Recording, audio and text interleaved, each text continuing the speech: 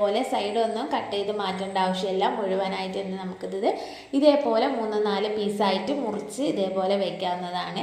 അതിലേക്ക് പിന്നെ 3 കോഴിമുട്ടയാണ് വേണ്ടത്. 3 കോഴിമുട്ട പൊട്ടിച്ച് വെച്ചിട്ട് അതിലേക്ക് 1/4 സ്പൂണ് കുരുമുളക് പൊടിയും പിന്നെ ആവശ്യത്തിനുള്ള ഉപ്പും കൂടെ ഇട്ടിട്ട് നന്നായിട്ട് മിക്സ് ചെയ്ത് യോജിപ്പിക്കണം. പിന്നെ അതിലേക്ക് 3/4 ഗ്ലാസ് പാലാണ് ഞാൻ എടുക്കുന്നത്. 3 കോഴിമുട്ടയ്ക്ക് 3/4 ഗ്ലാസ് പാല് ആവശ്യത്തിന് തന്നെയാണ്. ഇത് നമുക്ക് പാലും ഈ ഒരു മുട്ടയും കൂടെ മിക്സും കൂടെ നന്നായിട്ട് യോജിച്ച് കിട്ടണം. അതിനായിട്ട് ഇതേപോലെ സ്പൂണെങ്കിലും വെച്ചിട്ട് നന്നായിട്ട് നമുക്ക് മിക്സ് ചെയ്തെടുക്കാവുന്നതാണ്. അതിനുശേഷം നമ്മൾ മുറിച്ച് വെച്ചിട്ടുള്ള ബ്രെഡ് എല്ലാം കൂടെ ഇതിലിട്ടിട്ട് ഇളക്കി യോജിപ്പിച്ചെടുക്കാവുന്നതാണ്. ഓവറായിട്ട് ഇത് മുറിച്ച് ഇളക്കി അങ്ങനെ ആക്കി കൊടുക്കേണ്ട ആവശ്യമില്ല. ജസ്റ്റ് ഒന്ന് ഇതിലൊന്ന് മിക്സ് ചെയ്ത് കിട്ടിയാൽ മാത്രം മതി. പിന്നെ നമുക്ക് ഇതേപോലെ ഒരു പാനിലേക്ക് കുറച്ച് നെയ്യോ അല്ലെങ്കിൽ വെളിച്ചെണ്ണയോ ആക്കിയിട്ട് ഇതേപോലെ ആക്കി കൊടുക്കാവുന്നതാണ്.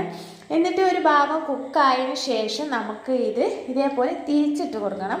മറിച്ചിട്ട് കൊടുക്കുമ്പോൾ പൊട്ടിപ്പോവാതെ ശ്രദ്ധിക്കണം. ഞാനത് പ്ലേറ്റിലേക്ക് ആക്കിയതിന് ശേഷമാണ് ഇതേപോലെ മറിച്ചിട്ട് കൊടുത്തത്. എന്നിട്ട് ആ ഭാഗത്ത് നമുക്ക് സോസ് ഇതേപോലെ ആക്കി കൊടുക്കാവുന്നതാണ്. പിസ്സ സോസ് ഉണ്ടെങ്കിൽ അതാക്കി കൊടുക്കാവുന്നതാണ്. പിന്നെ നമുക്കിതിലേക്ക് ഉള്ളിയും ക്യാപ്സിക്കം തക്കാളിയാണ് ആവശ്യമായിട്ടുള്ളത്. എത്രത്തോളം ചെറുതാക്കി മുറിക്കാൻ പറ്റുമോ അത്രത്തോളം ചെറുതാക്കി മുറിച്ചിട്ട് ഇതിൻ്റെ മേലായിട്ട് നമുക്ക് ഇതേപോലെ വെച്ച് കൊടുക്കാവുന്നതാണ്. ഈ സമയത്തൊക്കെ തീ നന്നായി സിമ്മിൽ വേണം വെച്ച് കൊടുക്കാനായിട്ട്. എന്നിട്ട് ഇതിൻ്റെ മുകളിൽ ചീസ് വെച്ച് കൊടുക്കാം. ഈ ചീസ് മെൽറ്റ് ആവുന്നതാണ് ഇതിൻ്റെ ഒരു വേവുള്ള ഭാഗം എന്ന് പറയുന്നത്. മറിച്ചിട്ട് കൊടുത്തതിന് ശേഷം ആദ്യം തന്നെ നമ്മൾ വെച്ച് കൊടുക്കുമ്പോഴും സിമ്മിലാക്കി വെച്ചിട്ട് വേണം ഇത് വേവിച്ചെടുക്കാനായിട്ട്. ബ്രെഡ് ആയതുകൊണ്ട് തന്നെ പെട്ടെന്ന് തന്നെ കരിഞ്ഞു പോകും. അതുകൊണ്ട് തീ നന്നായി സിമ്മിൽ വേണം വെച്ച് കൊടുക്കാനായിട്ട്. ഈ ഒരു ചീസ് മെൽറ്റ് ആയിട്ടുണ്ടെങ്കിൽ നമ്മളെ ഈ ഒരു ബ്രെഡ് പിസ്സ ഇവിടെ റെഡി ആയി കിട്ടിയിട്ടുണ്ട്.